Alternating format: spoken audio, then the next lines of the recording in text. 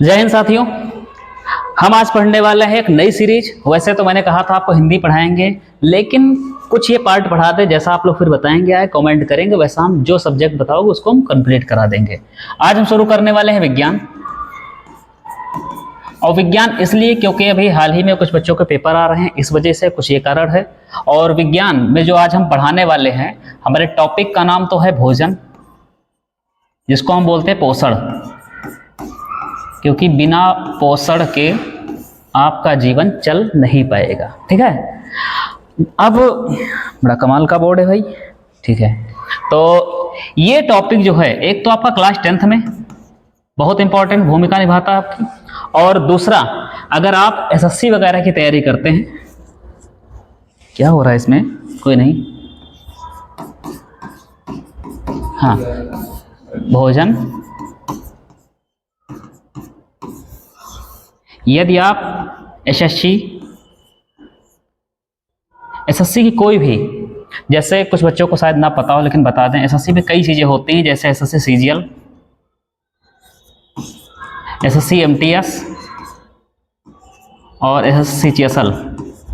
ठीक, तो ये होती है आपकी है स्नातक स्तर पर, ग्रेजुएशन स्तर पर, और इसमें आप 10th या मैट्रिक लेवल पर आप डाल सकते हैं फॉर्म, जॉब कर सकते हैं। और ये 12th स्तर पर होती है। तो और एक होती है आपकी आर्मी सेवा के लिए जीडी, और आर्मी परीक्षाओं में इस टॉपिक का उपयोग है। और जैसे टेट हो गया, सीटेट हो गया, और बहुत सारे एग्जाम है, यूपी SSC हो गया, जितने आपके हम ले लें, बहुत सारे एग्जाम है जिसमें साइंस की अहम भूमिका है। ठीक है, तो पढ़ा जाए फिर। तो भोजन मेरे भाई ऐसा है कि ये इसको बोलते हैं हम लोग है पोषण। ठीक है, न्यूट्रिशन, पोषण। पोषण, अब पोषण किसको चाहिए? तो पोषण पूरी पृथ्वी पर हमारे दो ही चीज होती है, या तो सजीव है या तो निर्जीव है। एक को बोलते हैं, जो सजीव है उसको बोलते हैं जैविक कारक, और जो निर्जीव है उसको बोलते हैं अजैविक कारक, बायोटिक, अबायोटिक। ठीक है, तो पोषण की अगर हम बात करें भोजन, तो भोजन हमारा मुख्यतः दो प्रकार का है। ठीक है, एक होते हैं ऊर्जादायी, जिनसे हमको ऊर्जा प्रदान मिलती है, ऊर्जादायी, और दूसरे होते हैं गैर ऊर्जादायी, गैर ऊर्जादायी। अभी राइटिंग का थोड़ा सा इशू है, कोई नहीं चलेगा। ऊर्जादायी भोजन जिनको हम खा करके, जिनको हम ग्रहण करके ऊर्जा प्रदान करती है, हमारे अंदर आती है ऊर्जा, वो ऊर्जादायी। और जिनको खा करके ऊर्जा नहीं मिलती है, तो ये होते हैं गैर ऊर्जादायी। लेकिन ये जरूरी फिर क्यों है? अगर ऊर्जा नहीं मिले तो क्यों जरूरी है? तो एक चीज बताओ मुझे। अच्छा, आपके पास बाइक होगी, नहीं है तो देखी होगी, चलती होगी, उसमें तेल पड़ता है, पेट्रोल पड़ता है, तो क्या पेट्रोल से ही गाड़ी चलती है? बिल्कुल चलती है। तो ये आपकी ऊर्जा है।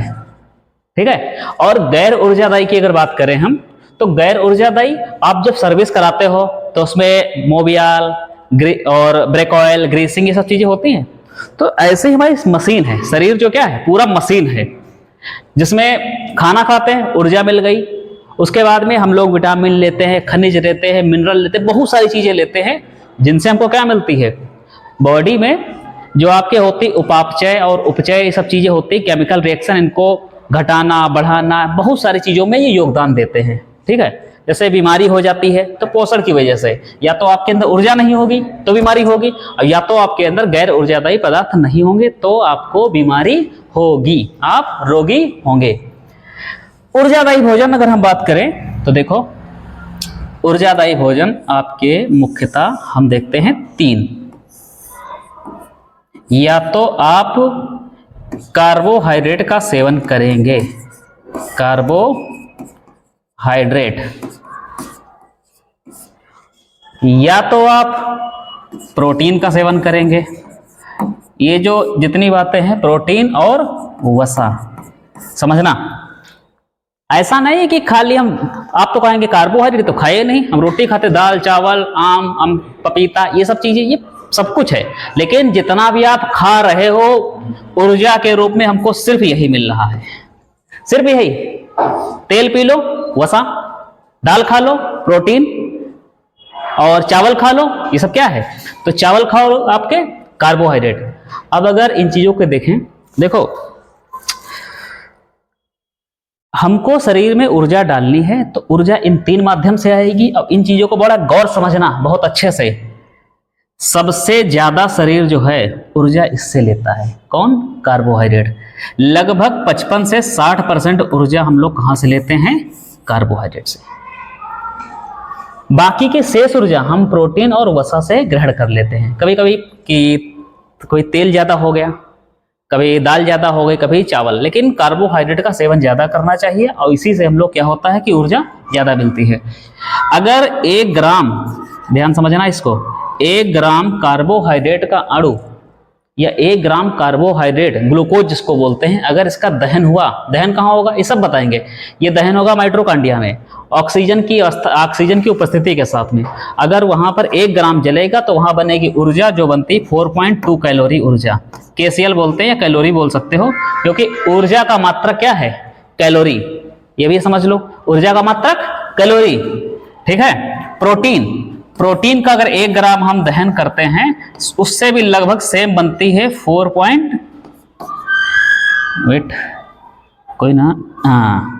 KCl। ठीक है। और अगर 1 ग्राम हम वसा जला दें, 1 ग्राम क्या जला दें? वसा, तो इससे बनेगी लगभग 9.2 कैलोरी। तो बड़ी गजब बात है। मतलब वसा से ज्यादा ऊर्जा मिली, आप बोल रहे हैं कि हम इससे ज्यादा ऊर्जा लेते हैं, तो क्यों ना इसी को खा करके अपनी ऊर्जा पूरी करें? ऐसा नहीं है, क्योंकि इसका पाचन जटिल है। इसका पाचन जटिल है। अब जैसे वही बात हो गई कि अपना इंजन चलता तो डीजल से है और मिट्टी तेल से भी चलता है। मिट्टी तेल सस्ता पड़ता है, अब तो नहीं, लेकिन एक जमाने में हुआ करता था कैरोसिन ऑयल, कैरोसिन जिसको मिट्टी का तेल बोलते हैं, घासलेट।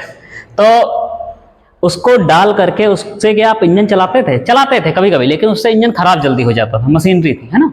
तो ऐसे अब वसा को ज्यादा डालेंगे तो हमें भाई बहुत सारी समस्या, जैसे कोलेस्ट्रॉल का बढ़ जाना, हार्ट अटैक की समस्याएं जो उत्पन्न हो रही हैं वो सब वसा के कारण। ठीक। तो क्या करते हैं कि भाई वसा कम खाओ, सीमित खाओ, जिसको बोलते हैं संतुलित आहार। हम आहार के प्रकार बताएंगे। तो संतुलित आहार वैसे मुख्य रूप से माना जाता है गांव में दाल, चावल और ऊपर से बढ़िया देसी घी, बस इतना आपने खा लिया, संतुलित आहार है। अब खाने को तो आप बर्गर, पिज्जा, मोमिन, चाउमीन, पता नहीं बवाल दुनिया खाते रहो। उससे क्या हो रहा है? उससे आप देख तो रहे हो नई नई बीमारियां जिनका आप नाम नहीं सुनते हो, वो सब बीमारियां जन्म ले रही हैं।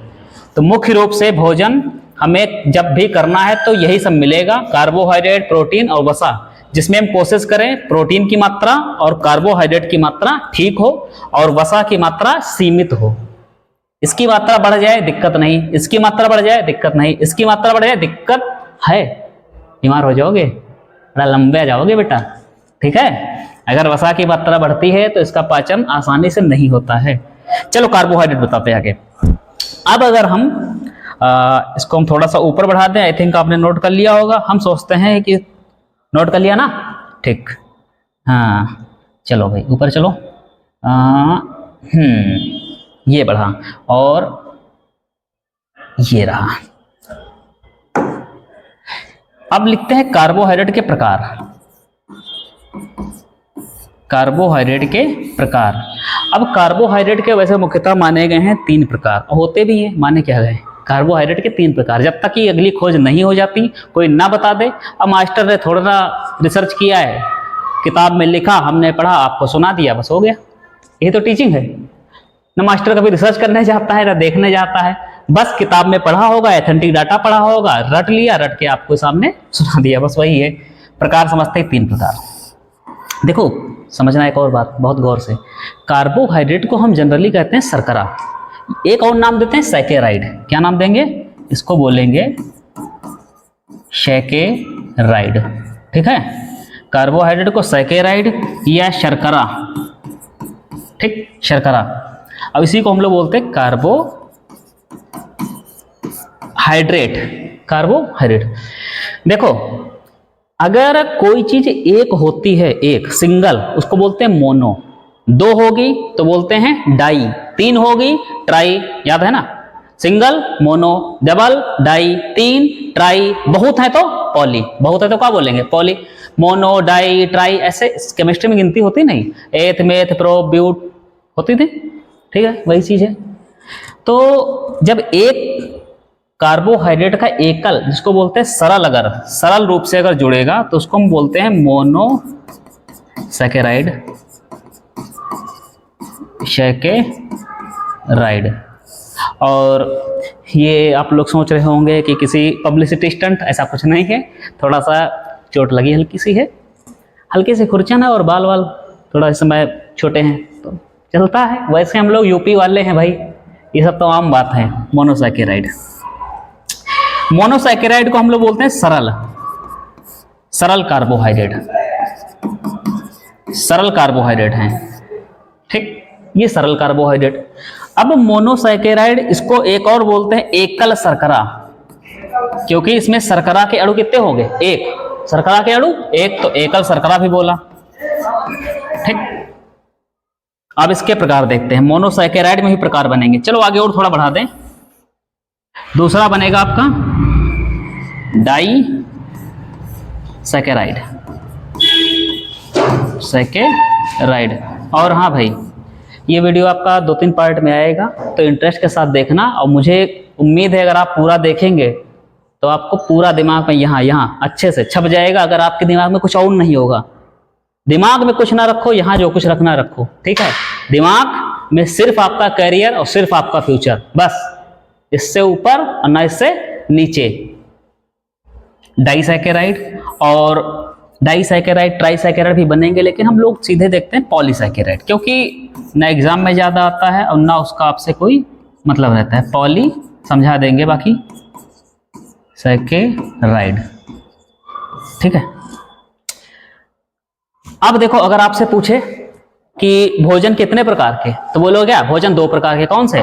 ऊर्जादायी, गैर ऊर्जादायी। ऊर्जादायी में कौन से? तो बोलो कार्बोहाइड्रेट, प्रोटीन, वसा। कार्बोहाइड्रेट क्या है? तो कार्बोहाइड्रेट वो चीज है जिससे हम ज्यादा से ज्यादा भोजन, ज्यादा से ज्यादा ऊर्जा ग्रहण करते हैं। अगर पूछे सबसे ज्यादा ऊर्जा कहां से लेते हैं, तो सबसे ज्यादा ऊर्जा हम कहां से लेते हैं? सबसे ज्यादा ऊर्जा हम कार्बोहाइड्रेट। यदि कोई पूछ दे कि सबसे ज्यादा ऊर्जा दे कौन सकता है, तो वसा, क्योंकि 1 ग्राम अणु जलने पर 9.2 कैलोरी ऊर्जा, और कार्बोहाइड्रेट का अणु जलने पर 4.2 कैलोरी ऊर्जा सिर्फ। लेकिन वही है ना कि जिसका पाचन सरलता से हो जाएगा उसी को। अब अच्छा तो दुनिया में सब कुछ है, ठीक है, तो सब कुछ थोड़ा ग्रहण कर लोगे। जो अपने लिए चीज है बनी है उसी को तो आप एक्सेप्ट कर सकते हो, पसंद तो आपको बहुत कुछ है। मोनोसैकेराइड, मोनोसैकेराइड अगर हम देखते हैं तो इसमें है मुख्य रूप से मिलते हैं 3 चीजें। एक है ग्लूकोज, ग्लूकोज, एंड दूसरा है आपका फ्रक्टोज, फ्रक्टोज, और तीसरा अंतिम जिसको बोलते हैं गैलेक्टोज, ठीक है। और ये सोच रहे हैं कि आपका ये बायोलॉजी का पार्ट 1 डाल दें, उसके बाद में हम डाल देंगे हिंदी वगैरह, या जो आप सब्जेक्ट बताएंगे जो आपको पसंद होगा बताना, ठीक। तो देखो, पहले जहां तक हो सके इतना हम संक्षिप्त रखेंगे, फिर आगे बताएंगे आगे। ग्लूकोज क्या है? तो ग्लूकोज जो सरल रूप से सबसे छोटा, जैसे आपको बताएं, एक दीवार है, दीवार में सबसे छोटी चीज क्या है? तो आप बोलोगे ईंट से दीवार बना है। तो ऐसे बोले अगर सबसे जटिल कार्बोहाइड्रेट वो पॉलीसैकेराइड, और सबसे सरल कार्बोहाइड्रेट ग्लूकोज।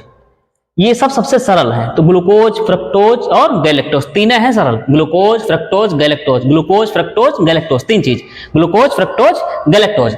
ग्लूकोज जो है ये हमको मिलती है, जैसे मिठास फलों में हो जाती, अनाजों में हो जाती, सब मिठास क्या लगती है? जो मिठास हल्की जो पाई जाएगी वो अलग चीज है, जो हल्की फलों में वगैरह मिठास लगती है, ये ग्लूकोज है।